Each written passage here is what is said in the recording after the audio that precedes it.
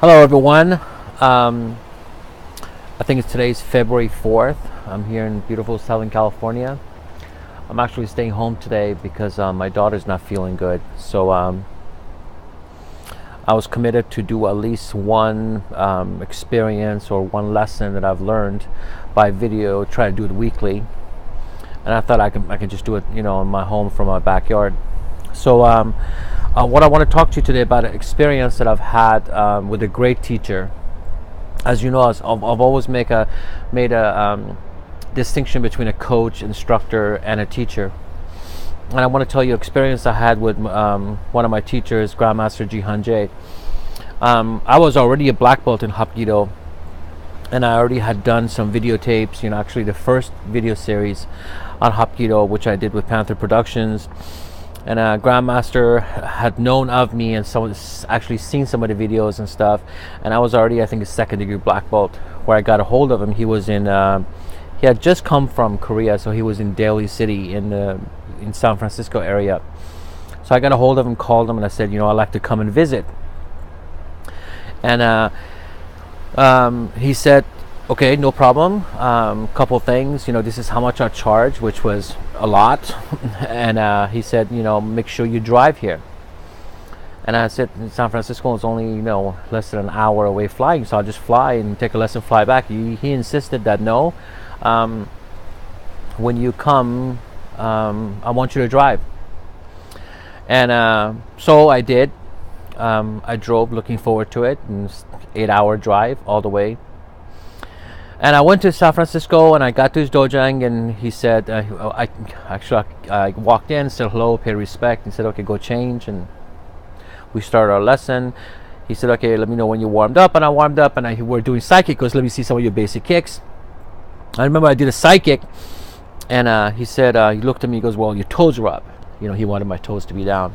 And I just made a gesture, and I said what I used to always say, like most people. I said, oh, I know. And he just looked at me, he goes, you do? And I said, oh, yes, sir. And he said, okay, then you don't need me. As a teacher, you don't need me. So he bowed and went back to his office. So I was kind of standing there going, what happened? Anyway, he excused me and charged me for a full lesson, which was a lot of money in that time. And I was really mad because I felt like I paid for a couple hours of lessons, and it was only, took a 5-minute lesson from him. And I left, and I didn't want to even stay there that night. I just drove back for 6 to 8 hours.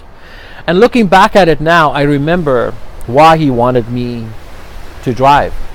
Because he wanted me to have time to think about the comment that I made. Now, needless to say that I'm not talking about a right way of teaching or wrong way of teaching. I'm just talking about a method of teaching that worked for me. In that 6 to 8 hours on the way back, after going through all the scenarios in my mind, I made a decision never to say that again, especially to a teacher.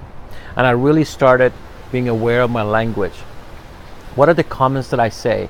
And who hears it first? Of course, myself, I really got involved learning more NLP, neuro-linguistic programming, and I really try to not make comments, especially to a teacher, something as stupid or as easy as I know. Anyway, after 6 to 8 hours of driving and digesting the lesson, I came back, I called, I made a reservation and for another lesson later on.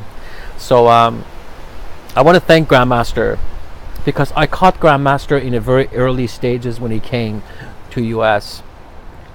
And he really believed in teaching with experiences. He didn't want it just to be a normal thing. He wanted me to learn a few lessons. He's done that to me a few times, which I will share with you guys later on. So that lesson was really stuck to me for years. So I really want to make sure I get that across to my students and allow you to experience whatever it is you're experiencing. So have a great day.